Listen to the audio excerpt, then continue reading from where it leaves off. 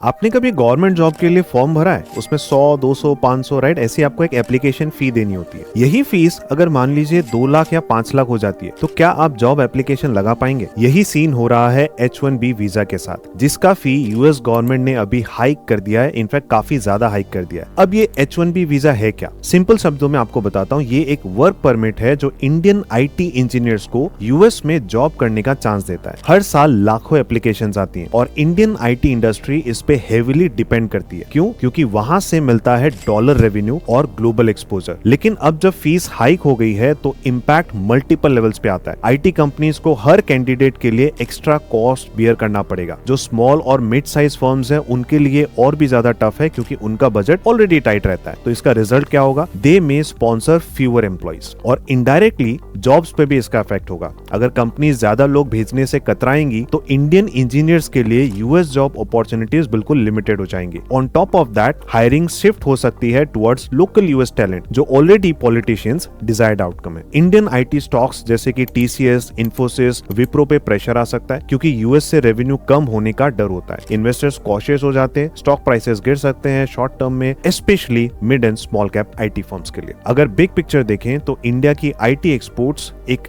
Large chunk US से आता है। अगर वीजा कॉस्ट बैरियर बनता गया तो वही आउटसोर्सिंग मॉडल जो इंडिया को ग्लोबल IT पावर हाउस बनाता है, उसमें स्लो डाउन आ सकता है। हमको समझना होगा, वीजा फीस हाइक सिर्फ एक फाइनेंशियल चीज नहीं है, ये एक सिग्नल है कि डेवलप्ड कंट्रीज अपने लेबर मार्केट्स को प्रोटेक्ट करना चाहते हैं और इसका डायरेक्ट पिंच इंडियन IT और जॉब सीकर्स दोनों को फील होगा। हो सकता है अगले 5 से 10 साल में इंडियन टेकीज का जो ड्रीम होता है ऑन साइट यूएस जॉब, वो सिर्फ एक नॉस्टैल्जिया बन जाए।